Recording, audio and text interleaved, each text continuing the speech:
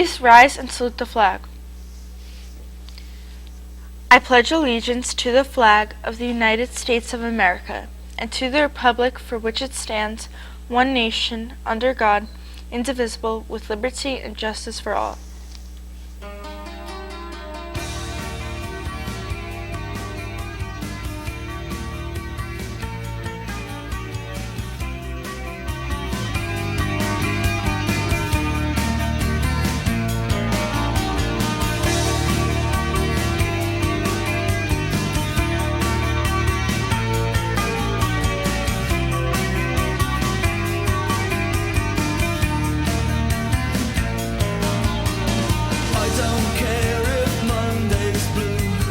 Tuesday's grey and Wednesday too. Thursday, I don't care about you. It's Friday, I'm in love. Monday, you can fall apart. Tuesday, Wednesday, break my heart. Oh, Thursday doesn't even start. It's Friday, I'm in love. Saturday, wait. Sunday always comes. Good morning and welcome to RPtv. Today is Friday, January 24th, 2020. Our top story this morning concerns the ever-changing weather. The current forecasters are calling for extremely wet and colder temperatures this weekend. Let's go to Caitlin for that report. Another weekend is on the way with another big storm system heading toward New Jersey. But unlike the system that brought a light coating of snow to most sections of Garden State last Saturday, the storm that's coming this weekend will be dumping mostly rain. However, with the temperatures hovering very close to the freezing mark Saturday in the state's far northern countries, forecasters say Sussex, Passaic, northern Morris, and northern Warren could get a sloppy mix of snow, sleet, and freezing rain before the precipitation turns to rain. For most areas of New Jersey, this storm is likely to drop as much as 1 to 2 inches of rain. Combined with heavy winds and a new moon, the rain could cause minor coastal flooding along the Jersey Shore and Delaware Bay, the National Weather Service said. In addition, some street flooding could occur. If temperatures were going to be colder, we would be facing a snowstorm. Officials in Middlesex County are in the process of reminding people about the dangers of walking on frozen ponds following the deaths of 2 teens. Barbie has that story. On Wednesday evening, 2 teenage boys who were walking on ice ended up losing their lives in 2 small ponds in 2 different New Jersey towns. According to the police, both teens fell through the ice in partially frozen ponds in East Brunswick and Carteret and died despite of rescue workers' efforts to save them. Even though the incidents were unrelated, they occurred just hours apart in 2 of the Middlesex County towns, which are less than 20 miles apart. Venturing onto a pond or any other body of water, like lake or river, in wintertime is always a risky thing, even if the ice appears to be thick and stable. According to the National Weather Service, ice has to be at least 4 inches thick to walk on. Although it hasn't been determined how thick the ice was on Wednesday in East Brunswick and Carteret, it's clear that this region has recently experienced a wave of January weather. General safety tips from the National Weather Service use the ice thickness, not air temperature, as a key indicator of when it is safe to walk, fish, or ride on frozen ponds or lakes. Ice that is 4 inches thick is generally safe for walking or ice fishing. Ice that is 5 to 6 inches thick is generally safe for snowmobiles and terrain vehicles. It's important to know how thick the ice is before you venture out, says the safety officials. Your life could depend on it. Now it's time for announcements. The junior class will be hosting a fundraiser at the Sunrise Diner on Friday, January 24th from 5 to 7 p.m. Please bring a flyer to present with your purchase. Flyers can be found in the main office. We appreciate your help. Class of 2021 Sunrise Diner. Support the class of 2021. Send your special RPHS student a sweet motivational treat for their midterm. Pre-order box treats are attached with a sweet message for your favorite test taker. Candy can be picked up after school in the front lobby after their exam. $3 each, and candy choices include Starburst, Sugar Babies, Sour Patch Kids, M&Ms, and Nerds. Exam grams can be purchased during lunches next week, or pre-order forms are in the office. There will be a GSA meeting on Tuesday, January 28th from 6 to 7:30 p.m. in the library. All are welcome and confidentiality is a must. Future Health Careers Club will be having a special guest speaker on Friday, February 7th during 4th period. A registered nurse who works as a forensics nurse for the sexual assault team at the county prosecutor's office will be speaking. If you would like to attend this program, you must see Mrs. Haddad to sign up. Art Club and National Art Honor Society will be meeting Fridays after school in room 102 during the school year. We are working on projects and sometimes exploring new media. Join us. Breakfast program. Start your day the right way. Our school offers a breakfast program available in the cafeteria starting at 7:10 a.m. Full price is $1.85 and reduced is 30 cents. Breakfast has many benefits for our students. Take advantage of our breakfast program.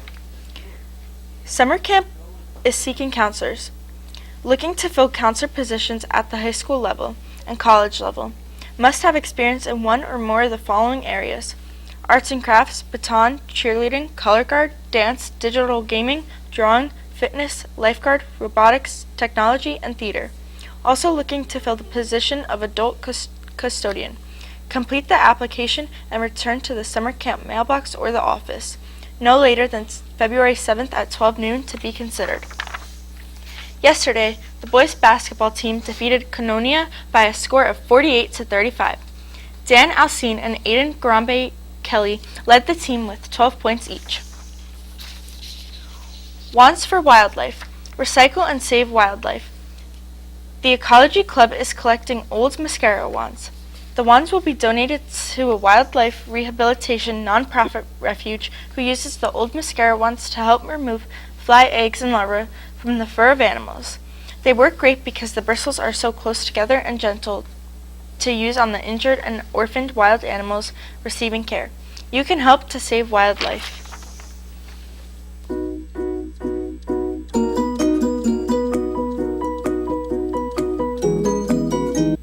When midterm's coming up, it's important to use your time wisely. Here are some tips for midterm review.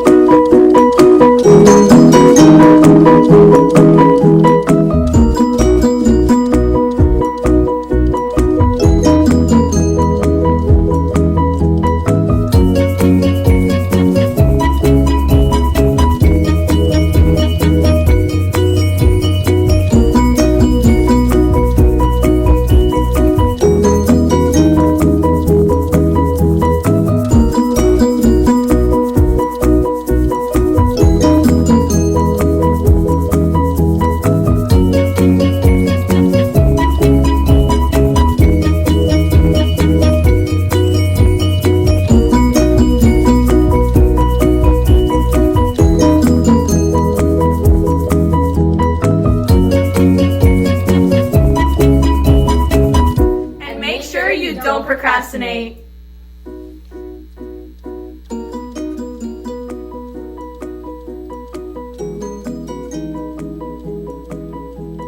The coronavirus seems to be expanding into a worldwide problem, one that almost made it to New Jersey.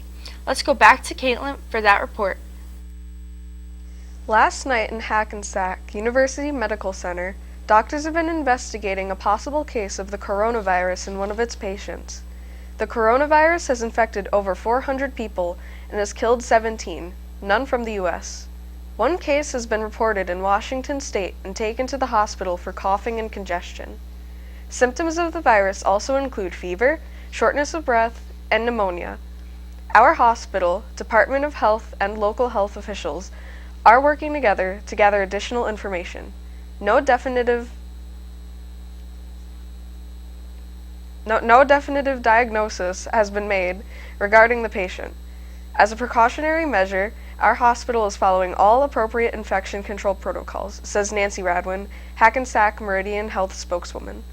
Many people have been trying to find out more information on the matter, but the hospital hasn't been able to reveal any more information. But last night, the Department of Health reported that the patient had no confirmation of the virus. Right now, the source of the virus is Wuhan, China, a city that is home of 11 million people. Right now, the Chinese government has quarantined the city to stop the spread of the virus. Stay tuned, we will be right back.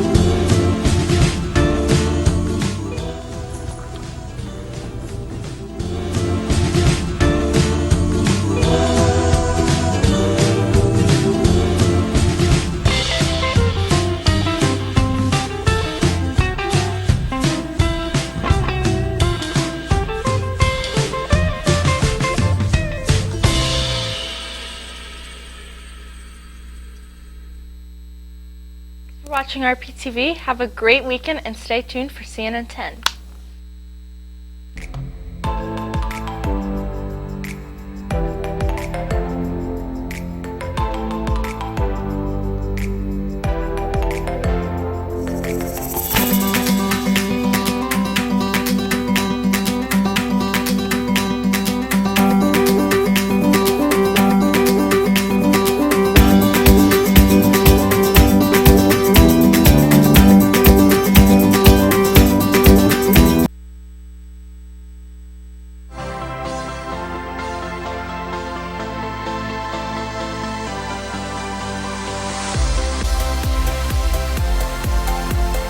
From the CNN Center, this is CNN 10, and I'm Carl Azus. Thank you for watching. A major event of World War II occurred 75 years ago this month. January of 1945 was when Nazi Germany's largest concentration camp was liberated. Auschwitz is located in southern Poland, a country that Germany invaded and occupied starting in 1939.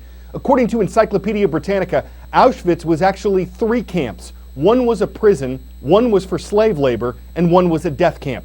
More than 1,100,000 people were killed at Auschwitz. 90% of them were Jews.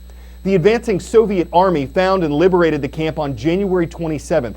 The Nazis had mostly abandoned it by that time, though thousands of prisoners were left behind. Today, Auschwitz-Birkenau is a memorial and museum.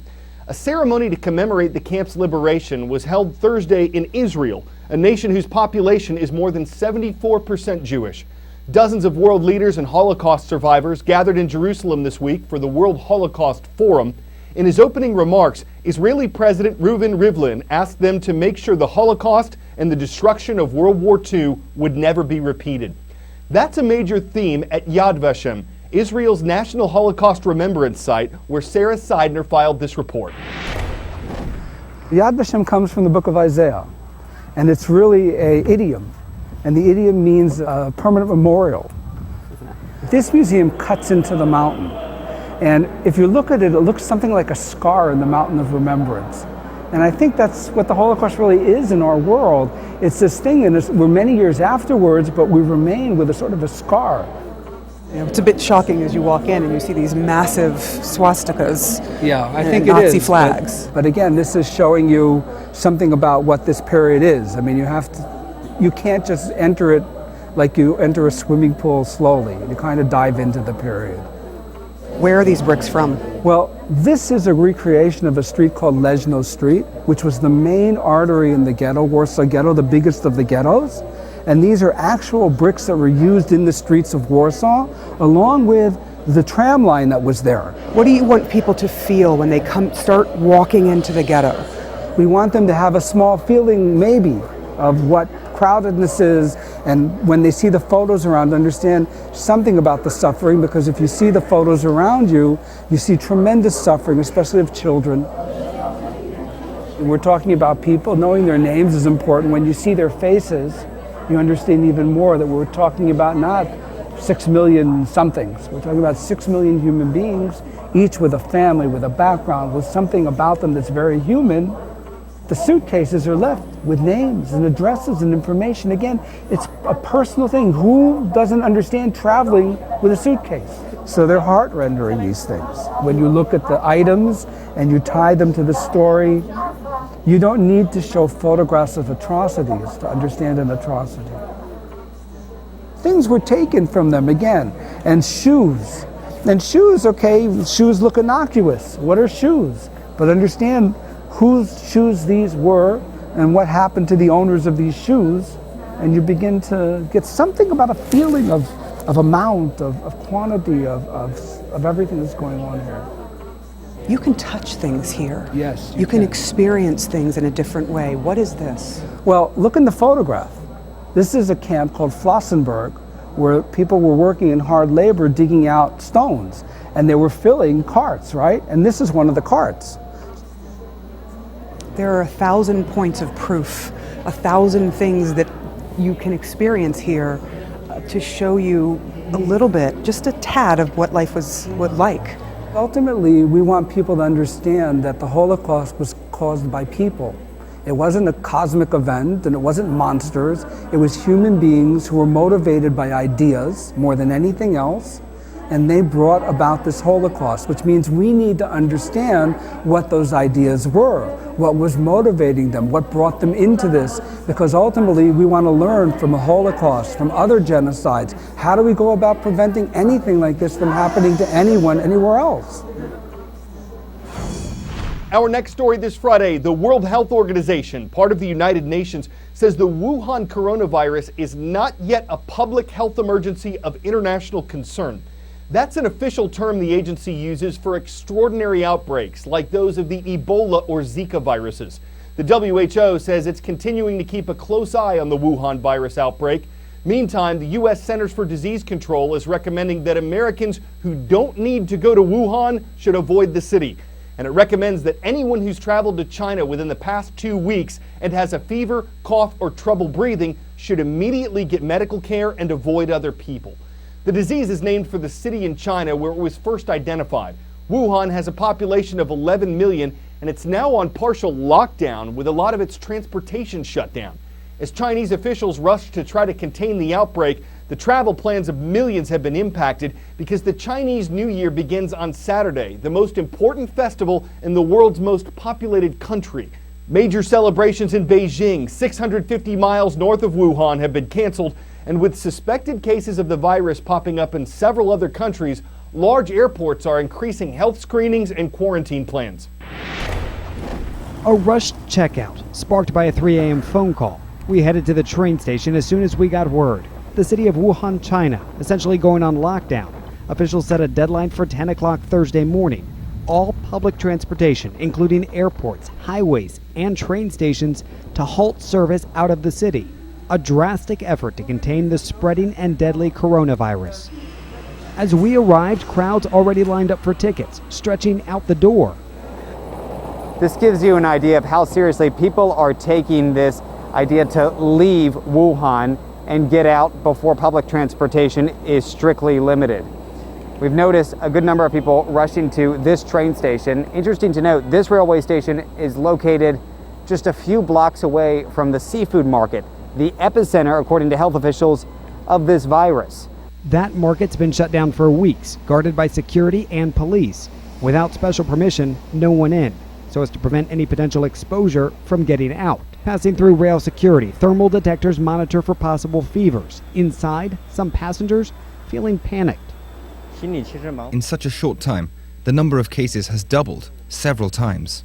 Others feeling it's all been a bit overhyped. For me, in Wuhan, I haven't felt that kind of tension or panic at all. I think people are okay. People are getting on with eating, drinking, and living. But she's leaving nonetheless.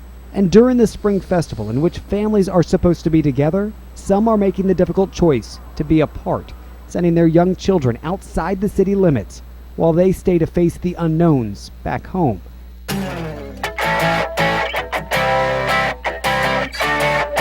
$216 footballs for one game. That's how many are being made by Wilson, the company that's provided Super Bowl footballs since 1941.